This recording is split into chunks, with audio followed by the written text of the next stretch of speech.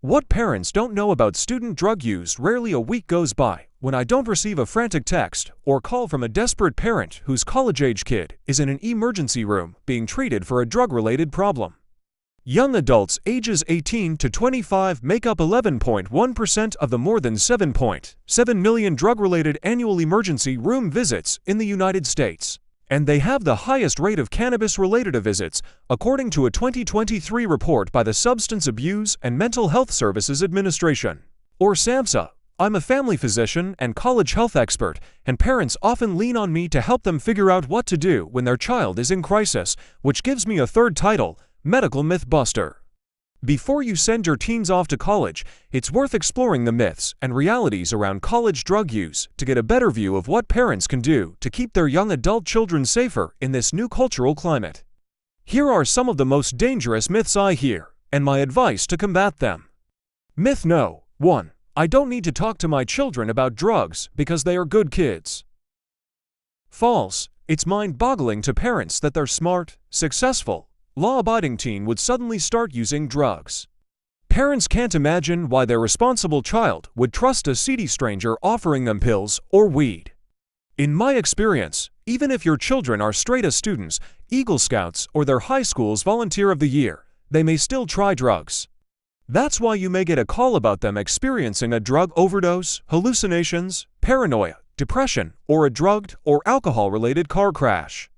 Myth number 2. My kid knows to stay away from seedy drug dealers. False. Most college drug dealers don't look like whatever you imagine scary criminals look like. They actually look like typical undergrads because they often are. So, erase the image of a heroin exchange in a dark alley and replace that with a concerned friend in a dorm.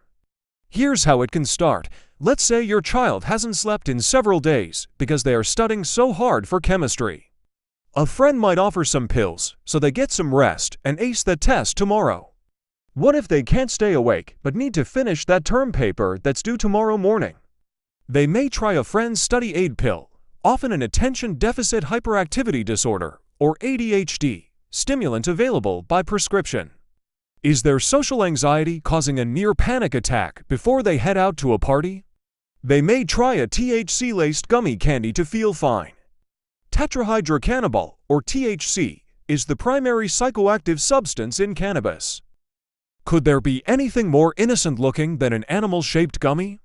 Not only are the edible THC products deliberately packaged in juvenile, brightly colored graphics, but the edibles look like childhood gummies, brownies, chocolate bars, chips, and more.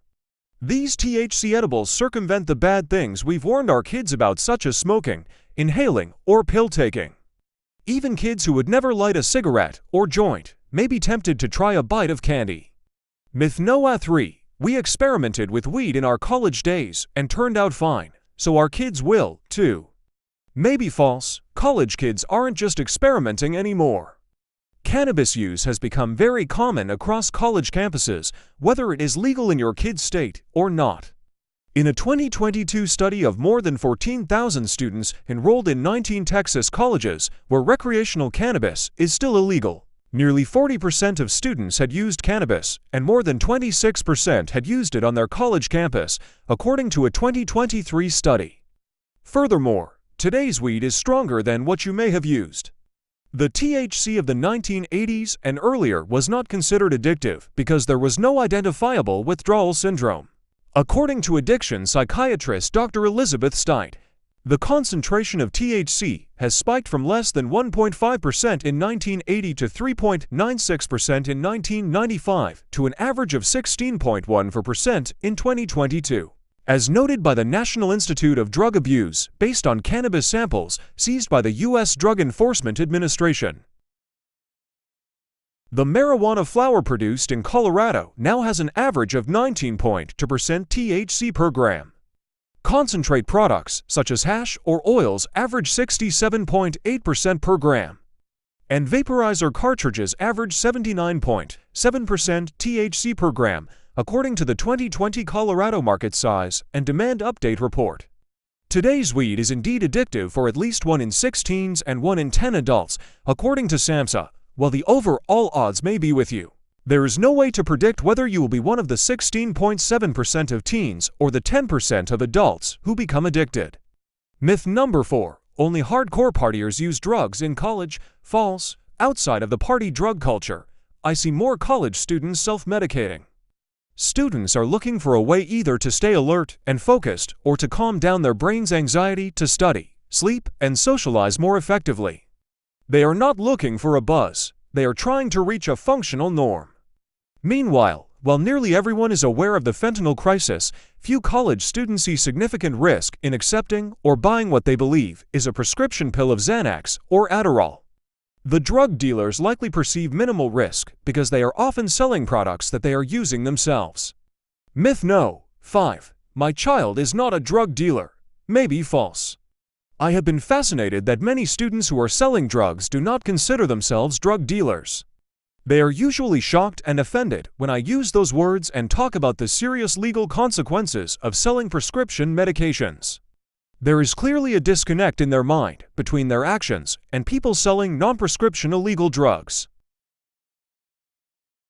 Some students sell a portion of their own appropriately prescribed ADHD stimulants or other medications, and those pills are often shared or resold. This practice likely adds to the misconception that other pills offered by peers are also safe, legally manufactured, and prescribed pills. Fact: parents can prepare their children for the reality of drugs and college life. True. First, be sure you add Narcan spray, an opioid antagonist that can immediately reverse fentanyl overdose, to your student's college first aid kit. Narcan is available without a prescription, though you will likely need to ask for it from a pharmacist because most stores are keeping it behind the counter to avoid shoplifting of the product, which sells for roughly $44 for 2 units.